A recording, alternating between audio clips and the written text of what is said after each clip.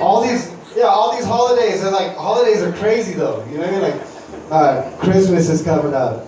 And that's where you like, I've seen so many Christmases where like, people just traumatize the fuck out of their kid. Their kid's like 2 years old, screaming, they don't want to sit on this fat stranger's lap. And under no circumstance ever is that acceptable, right? Like, let me put you on this bearded stranger's lap and take pictures.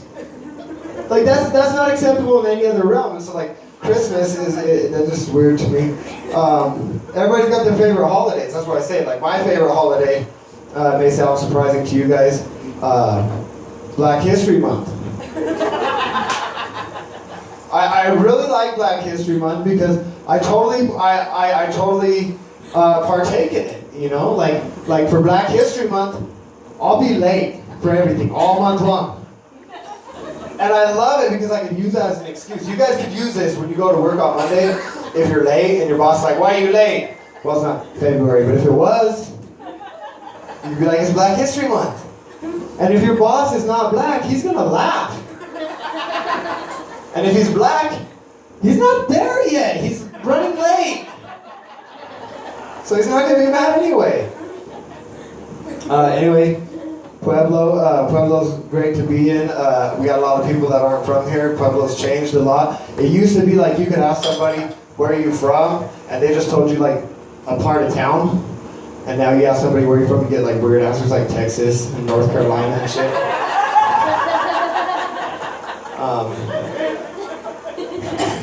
Because Pueblo's weird. Like I don't want to dog on my city that I know and love, but we have a stigma attached to our town, right? Like, you guys got to know this. We measure your success here in Pueblo by whether or not you moved to Springs. And if you really made it, then boy, you got to Denver. I did a comedy show in La Habana a couple months ago. I'm going backwards, she knows. Anyway, like, Pueblo's crazy though, because more people in Pueblo are in possession of heroin right now than a driver's license. And it is evident by the sudden influx of all these bike riders all over the streets, right? You can always tell who's riding their bike because they're doing it for their health, and who's doing it because their license is revoked. The dead indicator is usually the cigarette in their mouth. You're huffing and puffing on a cigarette, pushing the bike. You're probably not doing it for your health. That's your only right to work. I've been there. That's how I know it's true. But that's what I say, I really wanted our host to have this really good time tonight, right? It was really important to me, like on a personal level, right? Because I remember, like, just a couple years back, I was working as a chef in a restaurant right along the nature center, just right there along the river. Really nice, serene, beautiful place. And we had these kids, they're about 18, 19 years old from Colorado Springs. They start rafting down the river. And I'm a social butterfly, so I go up to them. I'm like, oh my God, are you guys having the most fucking amazing time or what? They're like, we lost our keys in the river. And I'm just like, fuck, why can't anybody ever have a good story to tell about Pueblo, right? Like, it can't ever be like, oh my God, dude, we went to Pueblo last weekend, we had so much fun. It's got to be like, we went to Pueblo last weekend, now Miles is hooked on heroin, Stephanie's pregnant, and Johnny's in a gang! So I really want our host to have a good time tonight. I can do it. We're going to have to talk about that later on in my segment. Because, you know, right now I'm finally at a place where I'm starting to feel happy. I work full-time with a bunch of stinky, hairy females. I grow pot. Not her, I'm talking about the weed that I grow. We grow weed there, and they're hairy, and they're stinky, and they're all females, and it's fucking lovely. It has its highs and lows, no pun intended, as far as the job is concerned. Like, I realized working in the marijuana industry, I'm severely allergic to marijuana, actually. It turns out when I'm around mass quantities, I just break out massive erections. it makes working and standing up very difficult. But like working in the weed industry, it has its benefits and it has its drawbacks. You know, like I always smell like weed, which that ain't really any different from before. But like now it's like the intensity, like how much I smell like weed. Like you get these weird requests, like motherfucker at the Family Dollar, and they're like, "Oh my God, can I smell you?" Yeah. And I'm like, when is that ever an acceptable thing to say to somebody? I mean, this was a Family Dollar on Northern, but still, like, this is... You're not covered in coal. Could I just scrape the leaves off your pants? I've gotten that too. Good medicine. Good things about working in the marijuana industry. You fuck up, my boss gets high, forgets to fire me.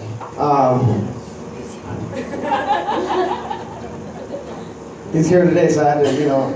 But you know, it's crazy because in the marijuana industry, I don't know if any of you guys have ever bought weed. I kind of feel like I'm looking at some people who don't by the glares. They're kind of looking at me like, weed, oh my God, that's kind of like that acid stuff, ain't it? No, it's not. DMT, that's some shit.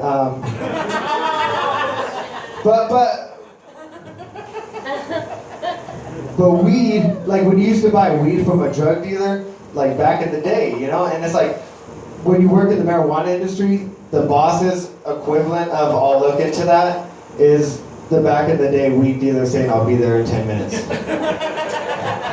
It's just probably not going to happen. And it's hard working in the marijuana field too, because no pun intended. God, there's a lot of puns. It's a growing industry. Fucking stupid. It's getting ridiculous. Anyway. But like, I really love weed, right? Like, I really love it. And so working in a grow, sometimes that's hard for me, right? Like, that's like somebody who really loves animals and they work in like a slaughter farm or something, right? Like, because let's face it, like, I virtually work for like a Holocaust fucking camp of weed, right? Like, we grow the motherfuckers way too close. We don't let them mature fully. We cut them down, and where do they end up? Burned. And ash. I know it's a terrible joke, but it's true, and it's the resemblance is uncanny. So it makes my job hard. Fear. I wanted to talk about that because that kind of coincides with my job a little bit. Like, fear is something crazy, right? Like one time I was at work. This happened about 2 weeks ago. Let me tell you what, when I don't like to be scared. Like, if I watch a scary movie, that's scary, ooh, you know what I mean? But don't pop out at me, because I'll make some noises that I won't fucking admit to ever in my life. And we live next to Hobo Village. We don't live there. I work there, so I kind of live there. We work next to Hobo Village, and they've been going through our trash. Well, one day, I noticed that the trash lid's open. I don't think nothing of it. This is a true story, guys. And I had a trash bag, and I'm in full swing. I swing this way, and I let go, and I release, and the bag goes in the dumpster, and I go up to close the lid. And there's a hobo in there, and I go, ah!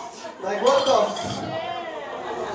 And when you make a high-pitched noise like that, you gotta redeem yourself, like, instantly, with the deepest fucking voice you could possibly muster, right? Like, you just sound like a straight up bitch, dude. Like you gotta do something or a hobo's gonna rape you right now. So the only thing I could think of was I was like, what the fuck? What are you doing in here? You scared my little brother, you motherfucker. He went running that way. The fuck out of here. Fuck somebody up. Fear is crazy, right? Like I'm afraid of like crazy things. Like I'm deathly afraid of mice. Like terrified. For no fucking reason either. Like yeah, they got like diseases and shit, and they'll probably like fuck you up and shit. But I think like a mouse is gonna jump up and bite me in the fucking face, right? Like this is how bad it is. This is how bad it is. This is another true story. My daughter was just born. My daughter was in our little swing. Me and my wife got a quick minute break. We went out on the front porch. I've always had cats, so I never had to deal with mice.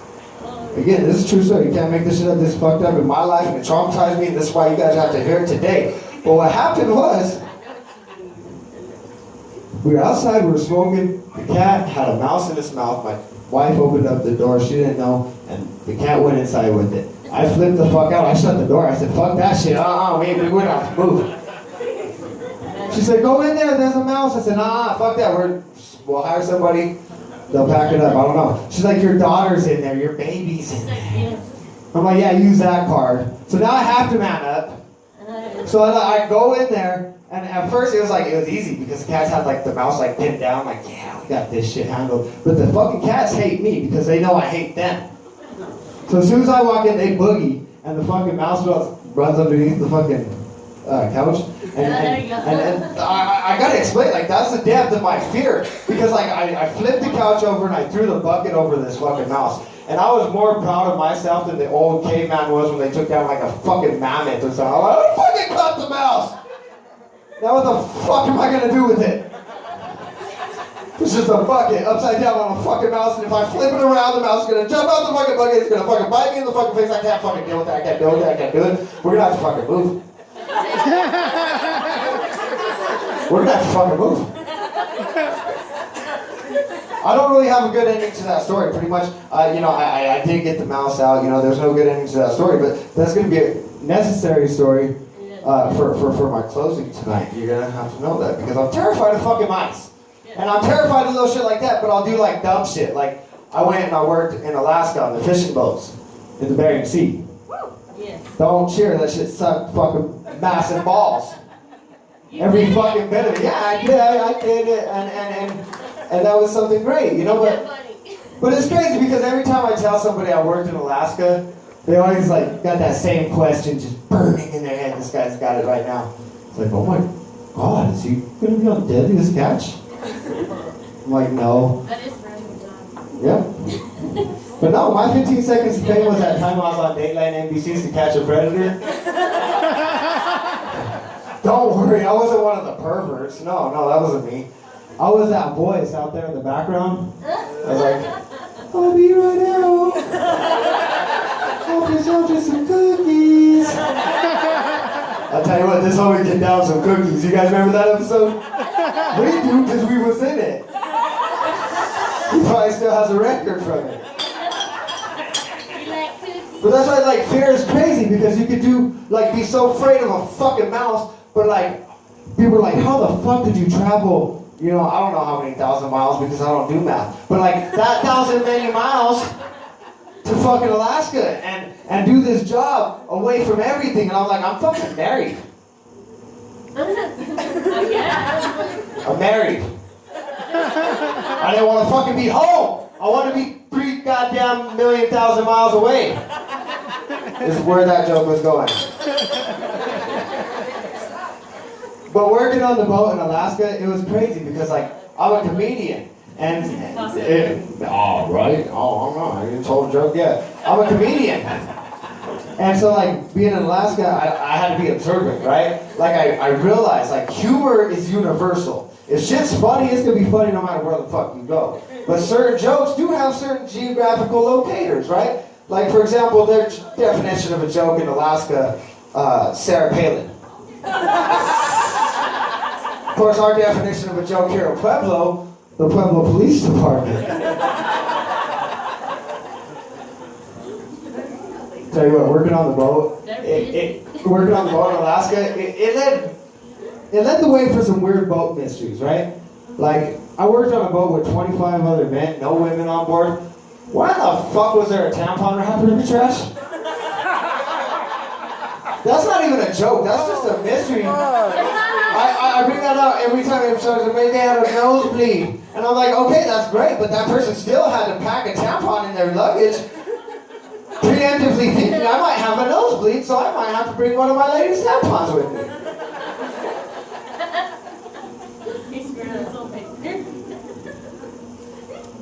But I've done a lot of different jobs, not too long before this job, I was a brick mason worker, which is really just a fancy way of saying I did all the shit that everybody says white people won't do. And I'm not there anymore, so I guess they're kind of fucking right. Because it was hard. Like I worked with like the real Mexicans. Like they're real about it.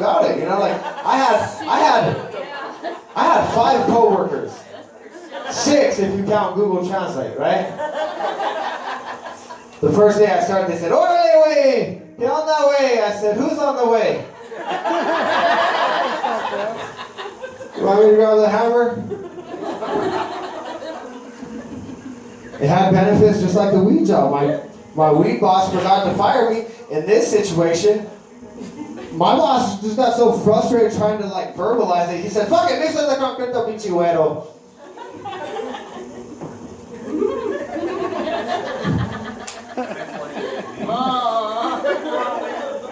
But it's crazy though. It's like working that's what's made me so like well-rounded. I feel like like I've had all these great experiences. I've been enriched in a lot of different people's cultures, right? Like I was working with all these like straight Mexicanos, and I realized as time went on, like we have our differences, but we're not all that different. We have the same things at heart, right?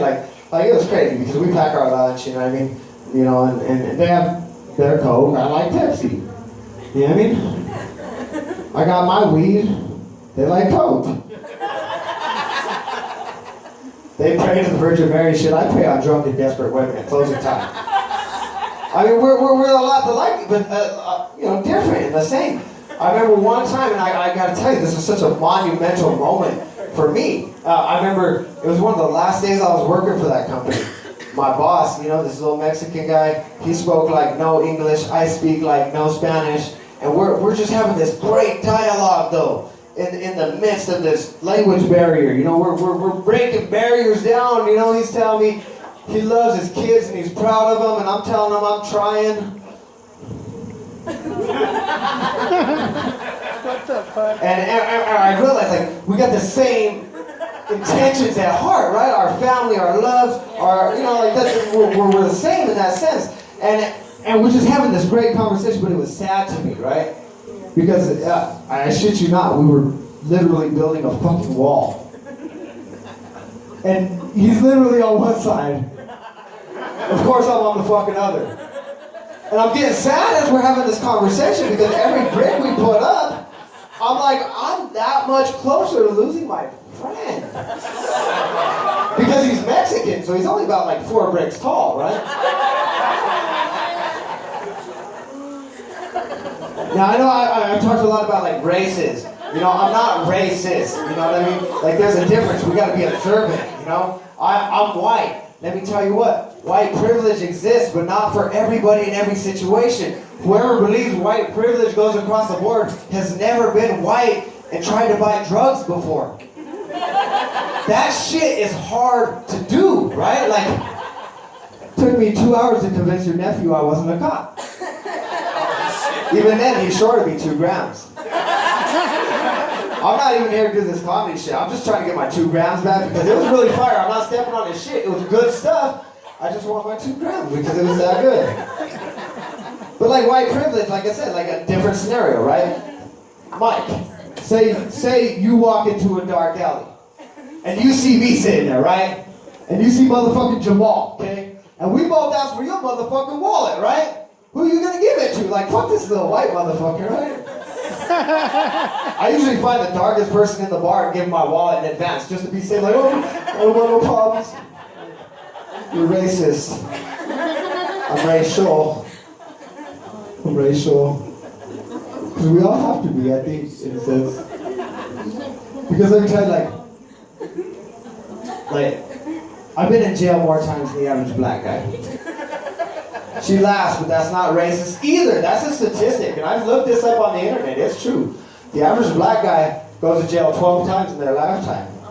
I'm working on 13 tonight, depending on how much I drink. All the times I've been in jail, gotta say, like they say, you always remember the first. I always remember the first time I went. Got my first cavity search ever. The shocking part was it's performed by this inmate named Paco. Paco didn't find anything, but we still talk. Matter of fact, he just poked me the other day on Facebook. It brought back some shitty memories.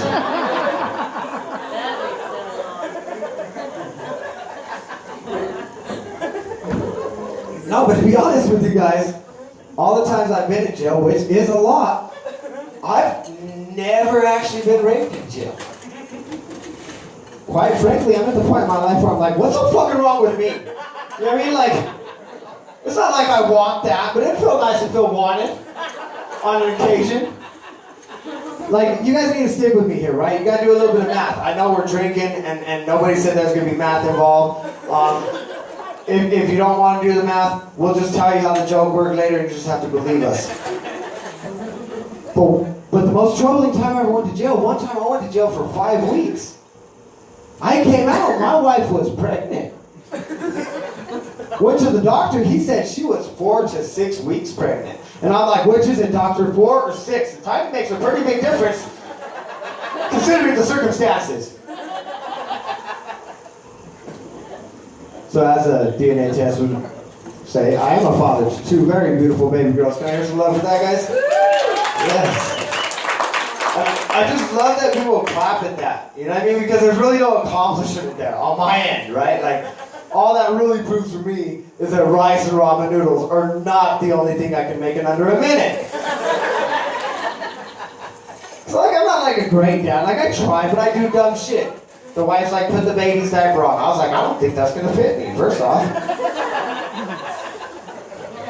I used to get parenting advice from my parents. You saw my mom up here earlier.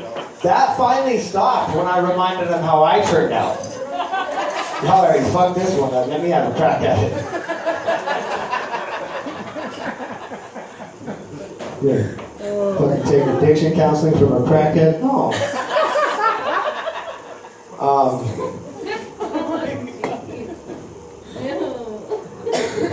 It's gonna get worse here in a minute. Right now, actually. Because there was a stage in our life when my daughter was going through that potty training stage. You guys all have kids? Yep. This is Pueblo, I expect you guys have at least 10 of them. Everybody. Okay, you're not from Pueblo, so you don't have to have 10. You guys have 10. And you got cable in your 6-year-old daughter's name, and it's okay. Fuck up her credit by the time she's 12. Nobody cares. This is Pueblo. Where was that? Oh yeah. So we're going through that stage with my daughter where she was potty training, and I've never had kids. I've had animals. I don't know how to do this shit. Okay, so forgive me if there's a learning curve here. Okay, but my daughter takes her diaper off and takes a steaming shit on the carpet, and I'm the bad guy because I rubbed her nose in it and hit her with the rolled up newspaper. I'm like, outside. On the potty, I mean, fine, fuck it, you do it. You fucking do it. I don't know. I'll play Xbox. No instructions. Yeah. It was a sad day. Like I did some reflecting not too long ago because I kind of want to like tell some real stories tonight and reflecting on past things. I'm not saying they're all mistakes, just things. Like my daughter is 4 years old. I've been drugging her for like 2 years with melatonin. But she's wising up, right? Like we put a little bit of the sprinkle, a little bit like it's such like a drug thing. Like I crush it up and I put in a little bit of it in her ice cream, like some sprinkles. And she knows now. Like she's like, why the fuck is Dad giving me ice cream at midnight? I don't give a fuck. I'll eat it anyway. I'm kind of feeling like Bill Cosby drugging a 30-year younger person so I could have sex. Not with her, with her mom. The child has to be asleep for that to happen. Because the child's like knocking on your door, and you're like mid-strut. You're like, I'll get you some Lucky Charms in a minute, goddammit. And it's just like really hard to maintain direction when you're like talking to a 4-year-old. I'm not fucking Jared Fogle, guys. Dude, it's hard when you're a parent. I don't know if anybody, I'm sure everybody else has been in this stage. I was in this stage yesterday. You ever been in this stage? You want to beat their fucking ass so bad, but you can't because what they're doing is like right or cute or fucking amazing. Like yesterday, right? I fucking cleaned the whole fucking house and I got everything ready for fucking Thanksgiving and I got all the dishes done and then I go outside for a cigarette. I come in and my daughter's got the fucking table set. With some fucking 8 cups, all of them got milk in them. There's like 5 plates. They all got like a piece of bread on them or something like that. It was just fucking. I wanted to beat the hell out of her, but like she was like so heartbroken that what she did was not right. You know, like that's a true story. Like just even today, I got home and she destroyed the house, and I was like, I can't wait to go in the room and beat the hell out of her. I don't do that, but I would like to, and I fantasize about it because that's the only reason I had kids in the first fucking place. Okay, let me explain. I grew up white in Pueblo. The only reason I had kids, my whole life, I just wanted a fight I could win. She's 4 years old. I don't fucking have that. But today I got home and the house was fucked up. I go, I'm gonna beat her fucking ass, and I go on the fucking, open the door to her bedroom, and I swear to God, she's sitting there on a yoga mat, laying down with some dumbbells, and she's doing her stretches. Hey, Daddy, how the fuck you beat that ass? You can't. It fucks you up in your head, you're fucking with me. I'm not telling jokes, I'm venting, guys, I'm sorry.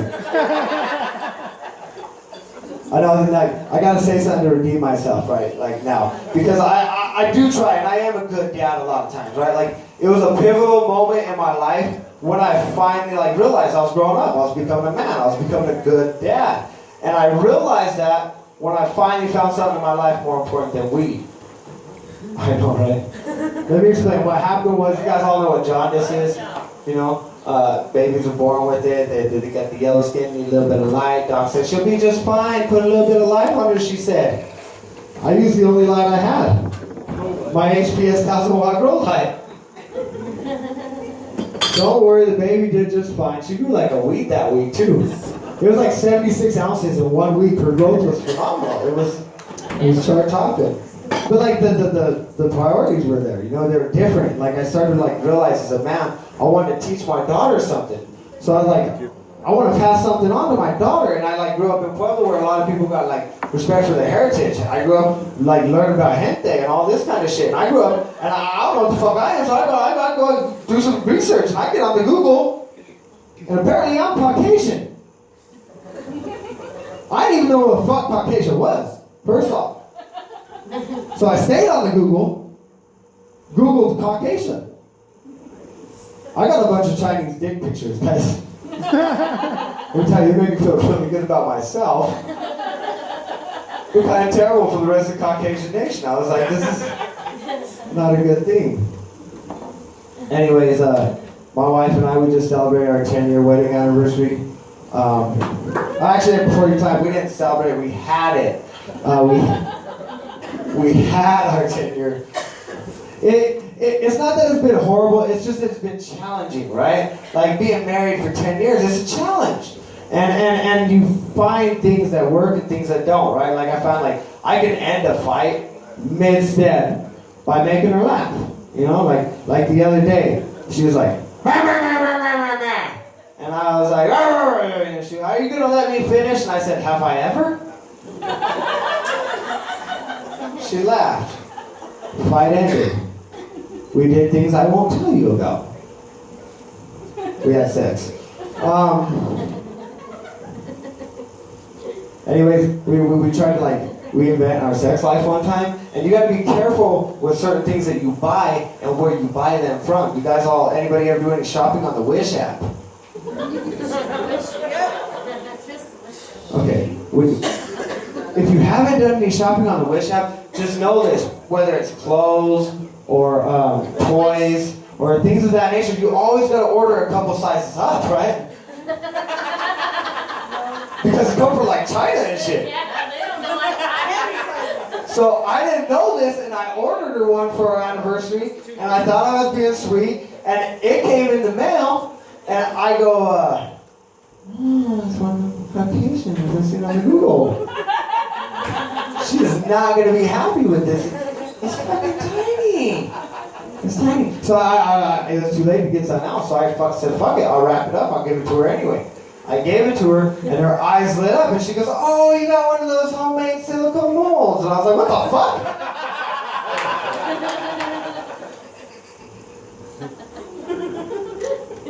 When you're married, and you have children, sometimes you gotta learn how to take care of yourself, right?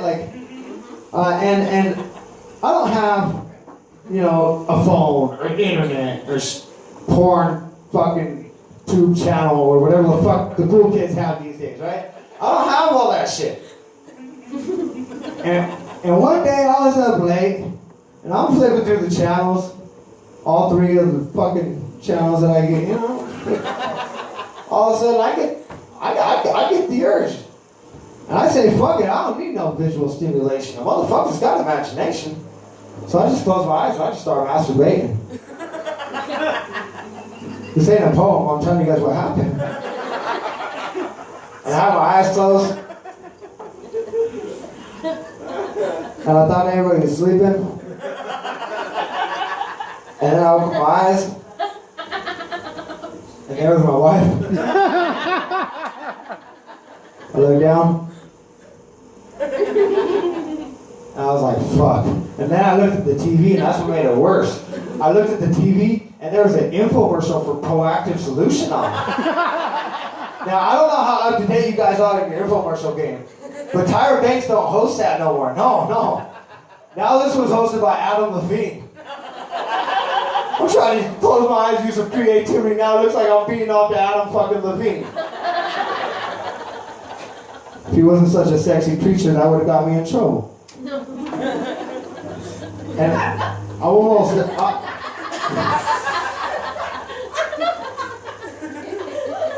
see what I did there? Alright, cool. Got a couple more jokes here for you guys, then you guys can drive home drunk. But like being married, you start to look, like I did, maybe not for everybody, but like certain people, they lose confidence in certain areas, right? Like there are certain things I will no longer allow in my house, being married for 10 years, right? Like whole cucumbers. She's laughing, she knows why. For y'all that ain't laughing, let me explain why. One time I threw away the cucumber, my wife flipped the fuck out. She said, "Oh my God, who threw away the cucumber?" I said, "I did, it wasn't any good." She was like, "Shit, speak for yourself." So I said, "Fuck that shit. Them cucumbers come in, I chop them up. I make them look like little Caucasians. I see it on the Google that we got from the wish.com. I don't play like that no more.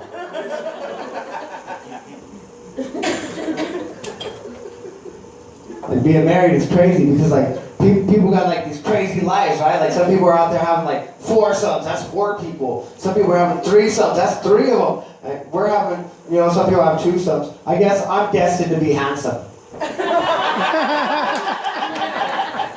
Oh, fuck.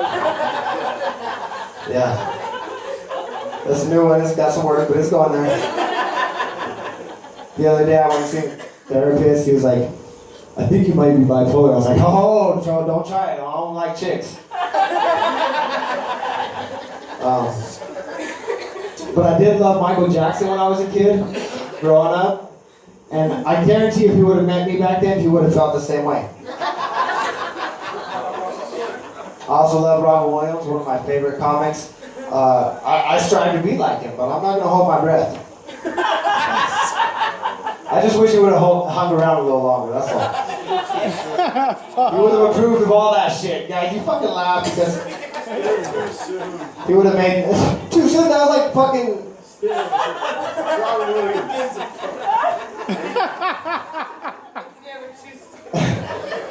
Anyways, I'm gonna go ahead and close off on this. I'm gonna close off on like a personal, real story. It's not special, near and dear to my heart, you know, because you know, I did just lose my grandma not too long ago, and you know, I want to have a personal message that goes along with this. This ain't to bring the mood down, this is to bring the mood up. And I'll tell you what, this is one time, this is all true. I gotta tell you, this is 100% true story. Everything I tell you right now is about that, and all that bullshit I said in the past, like, some of it happened. I was living close to my grandma, my water had gotten shut the fuck off. I had to take a shit really fucking bad. And I knew my grandma lived within walking distance. Like where this is going already. So I walked to my grandma's house,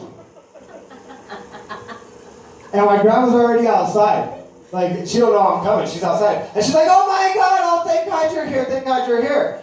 And I'm like already suspicious as fuck because my grandma's never been this excited to see me in her fucking life. Yeah, thank God I'm here, Grandma. Can I use your restroom real quick? Because I've been pinching this one in for about 10 blocks. I blow it up, I come back out. I'm sorry if I'm being too detailed, but I gotta tell you guys because it's important. And I told you the story that I had earlier was gonna relate to this story because, so I go out and my grandma says, my cat brought a bat in the house. And I need you to get it out. And don't worry, it's dead. I put a wastebasket and a brick over it. Now, I smoke a lot of weed, so in my mind right now, I'm not thinking, if it's dead, why the fuck is there a wastebasket and a brick? Can't talk. But that's what I was thinking. I was not thinking. I was just thinking, this is my grandma. This is the woman that gave birth to the woman who gave birth to me. And she has a favor to ask me. So I go in there. I lift the basket up. I don't know if you've ever seen a bat, but like I told you I'm terrified of fucking mice because they might jump up and bite you in the fucking face. It's like a fucking mouse with the fucking wings. So not only did it jump up and bite you in the motherfucking face, this motherfucker would bite at you in the motherfucking jump, fly around, bite you some more, and be like all over you, like all over. But it's dead. So I wasn't tripping. And then I touched it with the dust can, and it goes, and it let out a slightly less high-pitched noise than I did. I'm seriously jumping on the fucking bed, like, oh my fucking god! Fuck that shit, fuck that, That bad part possum because it pretended it was dead. It's not dead! Why was there a wastebasket on it if it was dead? It was never dead. You fucking lied to me. It wasn't dead. But again, this is the woman who gave birth to the woman who gave birth to me. And this is what she's asking me to do. And I'm a man. Or so I like to think. So I go outside, and I'm trying to prep. You know what I mean? I'm smoking a cigarette. I'm acting like I'm about to get to a fight. I'm rubbing my shoulders on my own shoulders. Come on, you can get this. You got this. You got this. They're like 2 feet from that fucking trash can. I'm like, fuck this shit. I can't do it. Can't do it. God, you just have to move. You're gonna have to fucking move. You're gonna have to fucking move because the bat is here and it's not dead. It's under the fucking wastebasket. It's fucking alive. But I'm a problem solver. So I said, hey, let's call somebody. You know what I mean? Like, and it was like Memorial Day or some holiday or some bullshit. So like I called the animal control and this real cutesy little chick voice answers. I was like, hey, I got a motherfucking emergency. There's a motherfucking bat in this house. It is not dead. This motherfucker is alive. I touched it. It went, I went, ah! And then fucking, I can't fucking handle this shit. You need to send somebody out here right now. Send the SWAT team. Send a couple cops in case the SWAT team gets bit. And in case the cops get bit, you might need an ambulance with you because this is some really serious fucking shit. She's like, laughing and shit. And I'm like, don't laugh, bitch. This is serious right now. And then I felt stupid. I felt like a bitch. Because she's like, and I'm like, well, what the fuck do you suppose I do? Like, should I go and fucking, just like I was kind of looking for confirmation. I was like, should I man the fuck up? And just fucking get a shovel and take this goddamn bat out of the woman who gave birth to the woman who gave birth to me?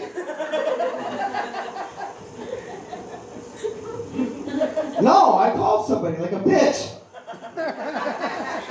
And I'm on the phone with you right now, woman. You need to talk to me. Send them all, the SWAT, all of them. So anyway, long story short, I'm sorry, guys.